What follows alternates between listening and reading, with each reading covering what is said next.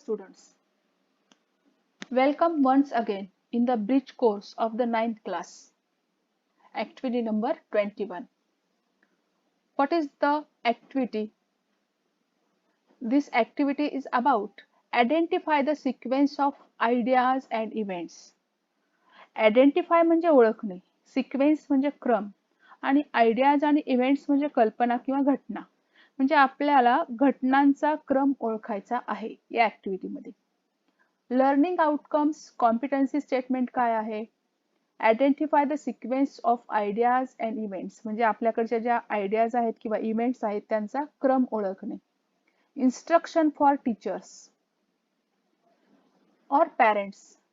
Encourage the learners to identify the sequence of ideas and events. म्हणजे काय करायचे आपल्याला? प्रेरित करायचे विद्यार्थ्यांना की जे घटना घडलेल्या आहेत त्यांचा सिक्वेन्स ओळखण्यासाठी. Instruction for students. Read the Fall of Troy, Part 1. Fall of Troy. This is the lesson in the 9th course book. There are two parts, Part 1 and Part 2. Read the Fall of Troy, Part 1 and Part 2 carefully and put the following events in the order they took place. Number them accordingly. म्हणजे तुम्हाला इथे fall of Troy हा जो lesson आहे part 1 आणि part 2 काळजीपूर्वक वाचायचा आहे आणि त्यामध्ये ज्या घडलेल्या घटना आहेत त्या जशा घडल्यात त्या नुसत्या सिक्वेन्सनी त्या लावायच्या आहेत. आता त्यासाठी आपल्याला रेफरन्स कशाचा घ्यायचा आहे?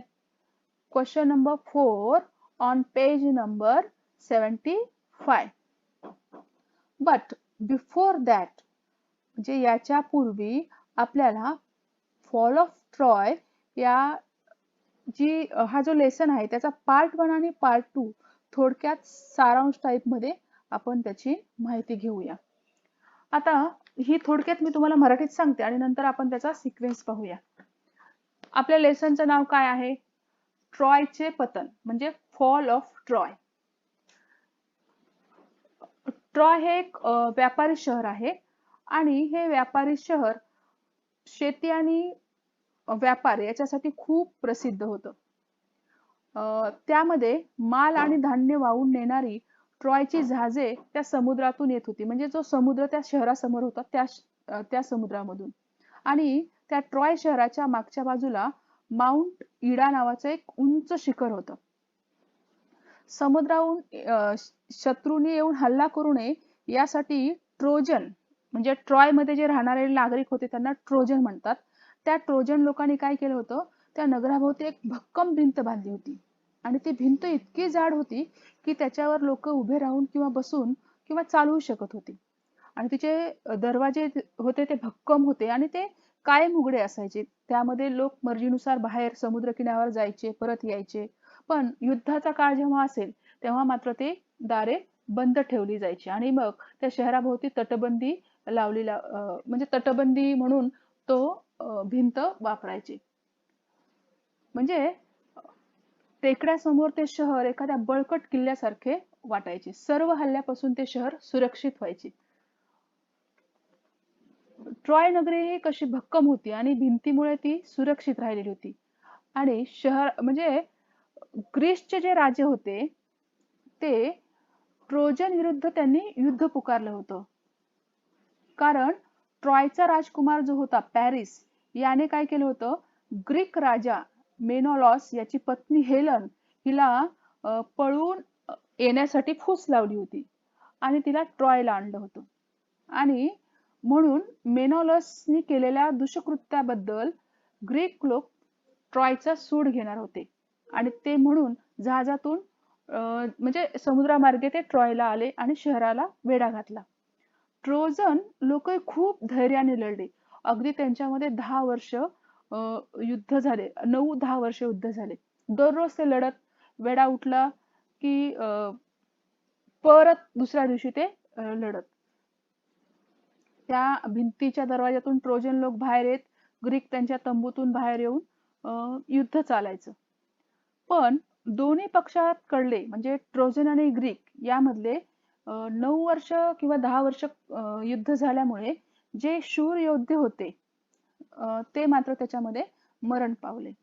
आता ग्रीक मधला जो ॲकिलिस नावाचा जो योद्धा होता तो, आणि ट्रोजन मधला जो पॅरिस हा योद्धा होतो ते हेक्टर आणि पॅरिस हे दोघंही त्या युद्धामध्ये मरण पावले.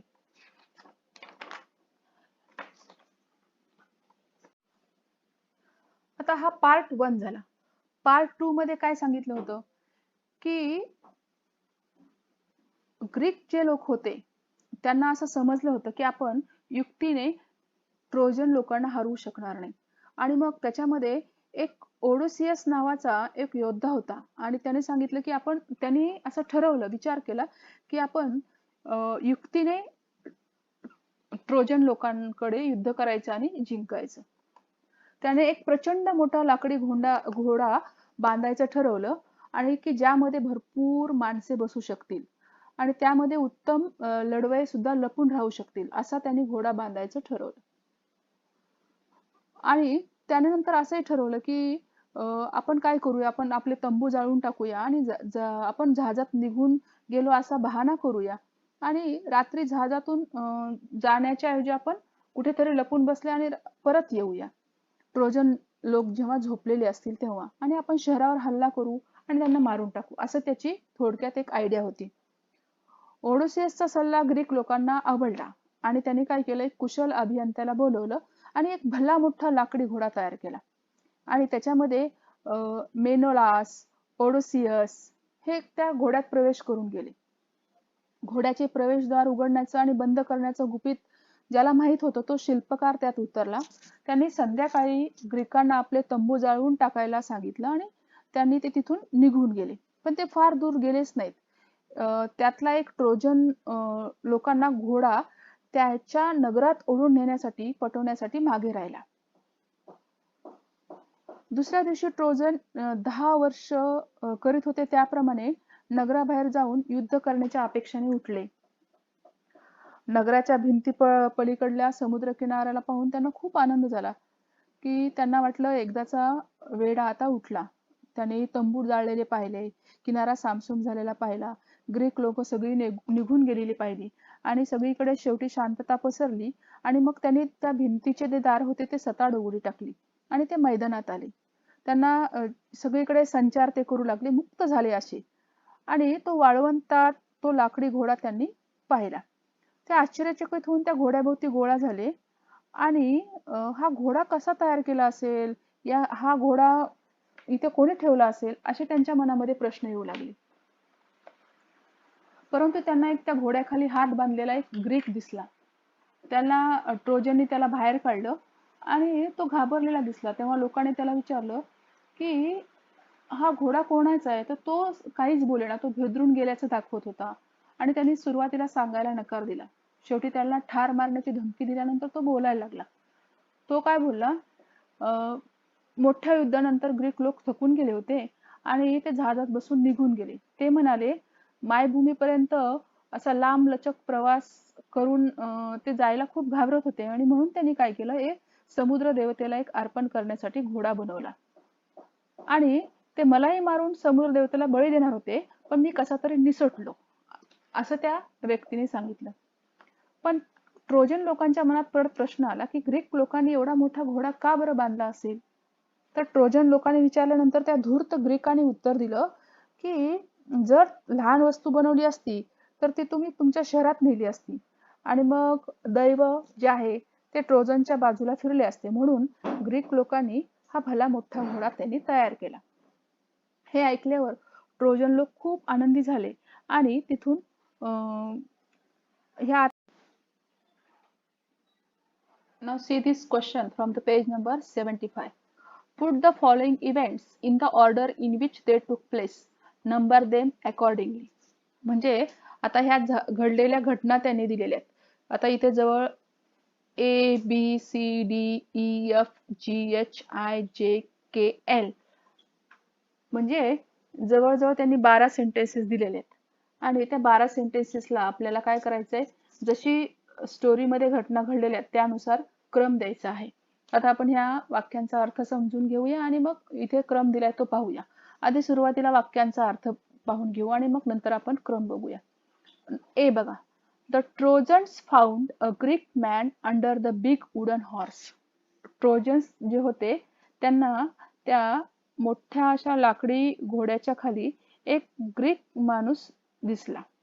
बी बघा, they broke down part of the horse and brought the horse in. त्यांनी काय केलं, त्या घोड्याचे काही थोडेसे भाग तोडले आणि त्या घोड्याला तिथून आणलं.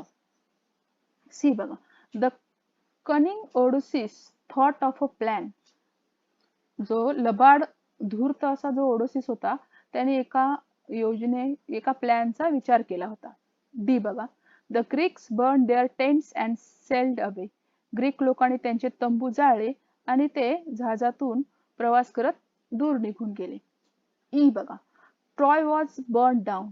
ट्रॉय शहर जे होतं ते पूर्ण जाळून खाक केलं. F, the Greeks build a big wooden horse. Greek लोकांनी काय केला, एक मोठा लाकडी घोडा तयार केला. जी बघा, द ग्रेट हिरोज हिड इनसाइड द हॉर्स. जे योद्धे होते खूप शूर, ते त्या हॉर्स मध्ये लपून बसले होते. H, the priest warned the Trojans not to break the wall. तो म्हणजे ट्रोजन लोकांचा जो धर्मगुरू होते त्यांनी त्यांना इशारा दिला होता की तो ट्रोजनसाठी जी तटबंदी बांधलेली भिंत होती त्या शहराभोवती ती तुम्ही तोडू नका. आय बघा, the Trojans were happy to see the Greeks ship go. म्हणजे ट्रोजन लोकांनी त्या ग्रीक लोकांच्या जहाजा जाताना बघून ते खूप आनंदित झाले होते. जे, द ट्रोजन स्लेप्ट साऊंडली. आणि ते नंतर गाढ झोपी गेले. के, the Greeks came out of the horse and open the gates. Greek लोक काय झाली, त्या घोड्यामधून लाकडी घोड्यामधून बाहेर आली आणि त्यांनी गेट उघडले. The Greek army entered the city. आणि अशा प्रकारे ती ग्रीक लोकांची जे सैन्याची तुकडी होती, आर्मी होती, ती अशा प्रकारे त्या शहरात शिरली. असा आता तुम्हाला दिलेला उलटा सुलटा क्रम आहे. आता तो सुलट जसा घडला त्या दृष्टीने आपल्याला लावायचा आहे. त्याच्यासाठी बघा, पहिलं कोणतं येईल, द कनिंग ओडोसिस थॉट ऑफ अ प्लॅन. त्यांनी काय केला, ओडोसिसने सुरुवातीला एक प्लॅन त्यांनी मनात विचार केला. त्यानंतर काय झालं की त्यांनी काय प्लॅन केला, त्यांनी the Greeks built a big wooden horse. त्यांनी एक मोठा घोडा, लाकडी घोडा तयार केला. त्यानंतर काय केलं, द ग्रेट हिरोज हिड इनसाइड द हॉर्स. जे शूर योद्धे होते ते त्या लाकडी घोड्यामध्ये लपून बसले. त्यानंतर the Greeks burn their tents and sailed away. मग त्यांनी त्यांचे स्वतःचे जे तंबू होते ते जाळले आणि त्या जहाजामधून तिथून निघून गेले. त्यानंतर काय झालं, Trojans were happy to see the Greek ships go. त्यांनी बघितलं की ग्रीक शिपमधून समुद्रातून जात आहेत तेव्हा ते खूप आनंदी झाले. नेक्स्ट काय येईल, 6, Trojans found a Greek man under the big wooden horse. त्या घोड्याच्या खाली एक ग्रीक मनुष्य त्यांना दिसला. त्याच्यानंतर the priest warned the Trojan not to break the wall. ती भिंत तुम्ही तोडू नका असं त्यांनी धर्मगुरूंनी त्यांना इशारा दिला. Number 8, they broke down part of the horse and brought the horse in. त्यांनी त्या घोड्याची थोडीशी तोडमोड केली आणि त्याला शहरामध्ये ते घेऊन आले हॉर्सला. त्यानंतर द ट्रोजन स्लेप साऊंडली. ते गाढ झोपी गेले. त्यानंतर काय झालं, Greek came out the horse and open the gates. ते झोपी गेल्यानंतर ग्रीक्स आतमध्ये आले त्या हॉर्स मधून आणि त्यांनी काय केलं, ओपन द गेट्स, गेट उघडलं. Greeks army enter the city. अशा प्रकारे ग्रीक लोकांची आर्मी त्या शहरामध्ये त्यांनी म्हणजे घुसखोरी केली, एंटर केले. आणि शेवटी ट्रॉय वॉज बर्न डाऊन. आणि शेवटी सगळं जे ट्रॉय जे शहर होतं ते खाक झालं, जळून. अशा प्रकारे हे प्रॉपर सिक्वेन्सनी ते सांगितलेले आहेत. हे नंबर्स दिलेले आहेत. त्या म्हणजे सुरुवातीला तुम्ही तुमच्या नोटबुकमध्ये इन प्रॉपर ऑर्डर जी आहे इव्हेंटची ती लिहून काढा आणि नंतर मग प्रॉपर ऑर्डर सुद्धा लिहून काढा. Now look at the next. Solved activity demo, practice, extension activity, parallel activity, reinforcement आणि evaluation. आता याच्यामध्ये तुम्हाला मी एक प्रॅक्टिस साठी एक पॅसेज आणि त्याच्यावरचे म्हणजे प्रॉपर नसलेला सिक्वेन्स असलेले सेंटेन्स आणि ते प्रॉपर कसे लावायचे हे थोडस समजून सांगते. See this paragraph. First I read and then read the question here given. My father was medical professional working for a private company in Raniganj in West Bengal. The officers of the company were housed in individual bungalows inside a large campus. Our house was in corner of the campus. The officers' club was adjacent to the boundary wall of our garden. The compound was luxurious and green grass, colorful flowers, and host of tall and majestic trees. The seasonal vegetables in the kitchen gardens of the household and the magnificent trees constantly attracted squirrels and many species of birds. A group of langurs had even made their den in Aswatha tree nearby. They had all become a part and parcel of our existence and daily life. A small incident on Saturday afternoon left a profound effect on me and unfolded before my eyes a whole new dimension to the wonders of God's creation. असा हा passage आहे. आता इथे A2 प्रश्न दिलाय बघा. Arrange the following sentence in their proper order. आता याच्यासाठी तुम्हाला हा पॅसेज वाचून घेऊन समजून घ्यायला लागेल. वाचत असताना तुम्हाला एक फर्स्ट रीडिंग सफिशियंट नाही झाले तर सेकंड रीडिंग करून तो पॅसेज समजून घ्यायला लागेल आणि त्यानंतर मग त्याचा सिक्वेन्स तुम्हाला बघता येईल. काय सांगता येईल, जर म्हणजे तुम्हाला असंही करता येईल की हे सेंटेन्सेस जे आहे ते तुम्ही तिथे अंडरलाईन करून त्यानुसार त्यांना 1 2 3 4 क्रम लिहिलात तरी सुद्धा हे तुम्हाला जमणार आहे. परंतु हे तुम्ही पेपरच्या दृष्टिकोन म्हणजे पेपरमध्ये जो प्रश्न आला आहे तो सोडवण्याच्या दृष्टिकोनातून योग्य आहे. पण जर एखाद्या स्टोरीचा तुम्हाला सिक्वेन्स सांगायचा असेल तर मात्र ती स्टोरी समजूनच घेतली पाहिजे. आता इथे बघा, फर्स्ट इथे 4 सेंटेन्सेस दिलेत. कोणते दिलेत?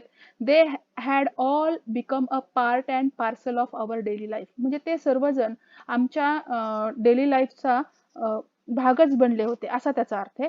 दुसरं काय बघा, trees constantly attracted squirrels. Squirrels म्हणजे खारुताई.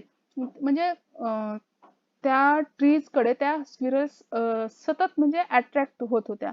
त्यानंतर बघा, our house was in a corner of the campus. म्हणजे आमचं जे घर होतं ते कॅम्पसच्या कॉर्नर मध्ये होतं. आणि चौथं काय दिलंय? The compound was luxurious with green grass. आमचं जे कंपाऊंड होतं ते लक्झरियस होतं, हवेशीर होतं. तिथे काय होतं? ग्रीन ग्रास होता. आता हे सेंटेन्स तुम्हाला जर सिक्वेन्स लिहायचे असतील तर सुरुवातीला इथे कोणतं वाक्य आलंय बघा, आवर हाऊस वॉज. काय येईल इथे? Our house was in a corner of the campus. इथे हे वाक्य दिले म्हणून त्याला आपण फर्स्ट नंबर दिला. त्यानंतर कशाबद्दल माहिती दिली आहे? कंपाऊंड कसं आहे? लक्झरियस विथ ग्रीन ग्रास, म्हणून त्याला आपण सेकंड नंबर दिलाय. The compound was luxurious with green grass. आता त्याच्यानंतर थर्ड वाक्य जे आहे कशाबद्दल आहे? स्क्विरल बद्दल आहे. मग स्क्विरल बद्दल बघा काय सांगता येईल? ट्रीज कॉन्स्टंटली अट्रॅक्टेड स्क्विरल्स, हे तिसरं वाक्य येईल.